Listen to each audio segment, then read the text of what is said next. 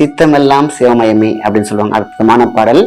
இது வந்து பாத்தீங்கன்னா சித்தம் அப்படிங்கிறது பாத்தீங்கன்னா பிரெயினி பீப்புள் எப்பவுமே தோக்குறது கிடையாது. அதுவும் சித்தர்களை தொடர்ந்து அவர்கள் சொன்ன வாக்கு அவங்களுக்கு வந்து எப்பொழுதுமே அவங்க கூடவே ஒரு நடந்துகிட்டே இருந்துன்னு கேட்டீங்கன்னா, அவங்களோட சொல்படி நடந்தால், அவங்க கைப்பிடிச்சு நடந்தால் எப்பொழுதுமே ஜெயமே வெற்றியும். சில பேர் எனக்கு போகரா, சில பேர் எனக்கு வந்து அகத்தியார், அந்த மாதிரி பொதுவாக அனைத்து சித்தர்களும் வயமே வசமே அப்படின்னு சொன்னாலே போதும்.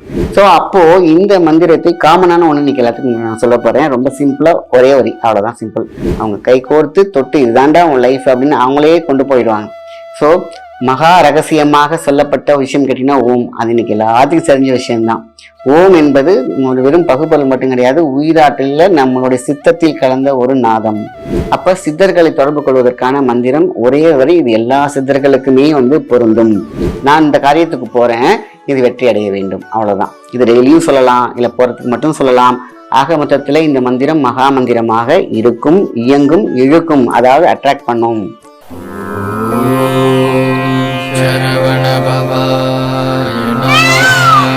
முருகா உன் திருவடிக்கான வணக்கம். உங்கள் மாயன் செந்தில்குமார். இன்றைய பதிவு மிக முக்கியமானது. சித்தமெல்லாம் சிவமயமே அப்படின்னு சொல்லுவாங்க. அற்புதமான பாடல். இது வந்து பாத்தீங்கன்னா சித்தம் அப்படிங்கிறது பாத்தீங்கன்னா பிரெயினி பீப்புள் எப்பவுமே தோக்குறது கிடையாது. அதுவும் சித்தர்களை தொடர்ந்து அவர்கள் சொன்ன வாக்கு அவங்களுக்கு வந்து எப்பொழுதுமே அவங்க கூடவே ஒரு நடந்துகிட்டே இருந்துன்னு கேட்டீங்கன்னா, அவங்களோட சொல்படி நடந்தால், அவங்க கைப்பிடிச்சு நடந்தால் எப்பொழுதுமே ஜெயமே வெற்றியும்.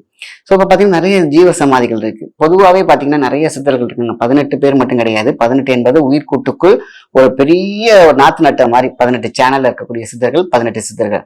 ஆனால் எண்ணில்லங்க லட்சக்கணக்கில் சித்தர்கள் இருக்கு. ஞான ஒளியாக ஞான பெருக்கமாக எத்தனையோ பேர் இருக்காங்க. ஸோ பார்த்தீங்கன்னா யாருக்கு என்ன அப்படிங்கிற எனக்கு ஏற்ற ஒரு சித்தர் அப்படிங்கிறது வந்து பார்த்தீங்கன்னா யாராலையும் சொல்ல முடியாது. சில பேர் எனக்கு போகரா, சில பேர் எனக்கு வந்து அகத்தியார், அந்த மாதிரி பொதுவாக அனைத்து சித்தர்களும் வயமே வசமே அப்படின்னு சொன்னாலே போதும்.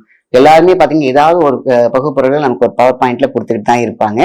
சோ சித்த பெருமாக்களே அப்படின்னு சொன்னாலே போதுமான விஷயம் தான். பொதுவான உனக்கு ஒரு சித்தர், அதாவது ஒவ்வொரு சித்தருக்கும் ஒரு மந்திரம் இருக்கு.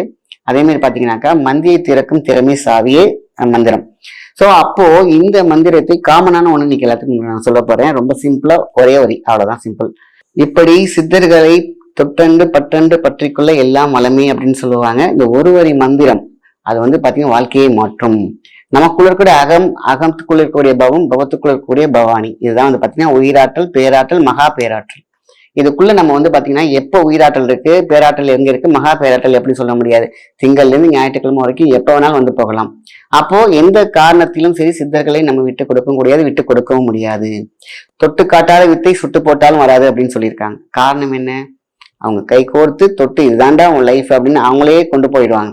சோ மகா ரகசியமாக சொல்லப்பட்ட விஷயம் கேட்டீங்கன்னா ஓம். அது இன்னைக்கு எல்லாத்துக்கும் தெரிஞ்ச விஷயம்தான். ஓம் என்பது வெறும் பகுப்பொருள் மட்டும் கிடையாது, உயிராற்றல நம்மளுடைய சித்தத்தில் கலந்த ஒரு நாதம். அது ஒரு இசை, அது மிகப்பெரிய விசைனே சொல்லலாம். இந்த எலக்ட்ரோஃபீல்ட் அப்படி இழுத்து கொடுக்கக்கூடிய சக்தி ஓம்க்கு உண்டு. அப்ப சித்தர்கள் எல்லாம் பயன்படுத்தி அவங்க மக்களுக்கு சொன்ன ஒரு வரி மந்திரத்தை இன்னைக்கு நம்ம பார்க்க போறோம். எந்த ஒரு காரியமாக இருந்தாலும் உங்களுக்கு தடங்கள் பட்டுட்டே வந்துட்டு இருக்கு, இல்லைன்னா பாத்தீங்கன்னா ஏதாவது ஒரு காலத்துல வந்து சிக்கலாகிக்கிட்டே இருக்கோம்னா இந்த மந்திரத்தை ஃபர்ஸ்ட் ஒரு 108 தடவை சொல்லிடணும். அப்போ மந்திரத்தை உள்ளுக்குள்ளக்குள்ள உயிராற்றல பூந்து வேலை செய்யும். அப்பதான் நம்மளுடைய செய்காரிய சக்தி காரிய சக்தியாக மாறும். சரி, இப்ப அந்த மந்திரத்தை சொல்லுவோம். ஸ்ரீயும் ரீம் இம் சுவாக.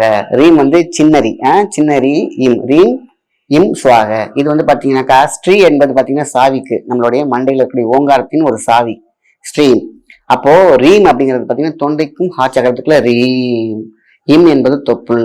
சுவாக அப்படிங்கிறது உங்களுக்கு தெரியும், எல்லாருமே அர்ப்பணிக்க அப்படின்னு அர்த்தம்.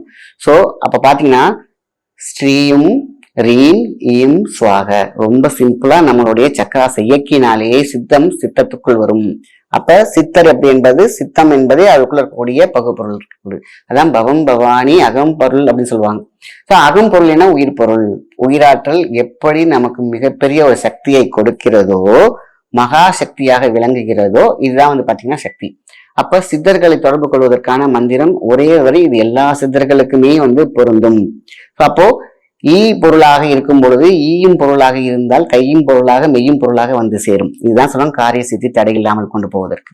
அப்போ இது எப்பெல்லாம் சொல்லலாம் அப்படின்னா, விளக்கேற்றி எந்த காலத்திலையும், அது திங்கள் செவ்வாய் புதன் வியாழன் எது வேணாலும் இருந்துட்டு குளிச்சுட்டு ஒரு விளக்கேற்றி, வீட்டில் இருக்கக்கூடிய விளக்கேற்றி இந்த விளக்குக்கு முன்னாடி விளக்கு தீபத்தை பார்த்து இந்த மந்திரத்தை சொல்லி, சித்த பெருமாட்களே எந்த சித்தராக இருந்தாலும் என்னை வழிநடத்தவும், நான் இந்த காரியத்துக்கு போறேன், இது வெற்றி அடைய வேண்டும், அவ்வளவுதான். இது டெய்லியும் சொல்லலாம், இல்ல போறதுக்கு மட்டும் சொல்லலாம்.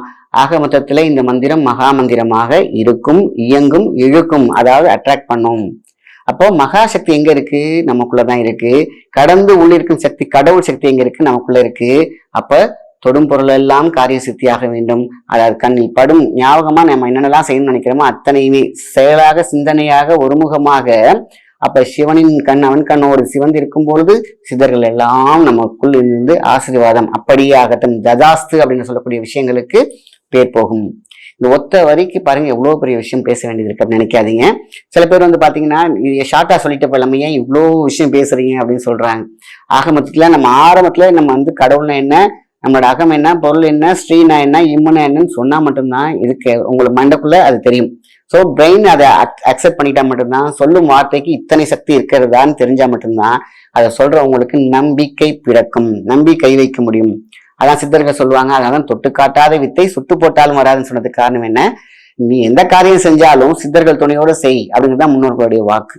அதனால்தான் இவ்வளோ டீட்டெயிலா இதை சொன்னேன். நல்ல விஷயத்த மற்றவங்க ஷேர் பண்ணுங்க. நன்றி, வணக்கம்.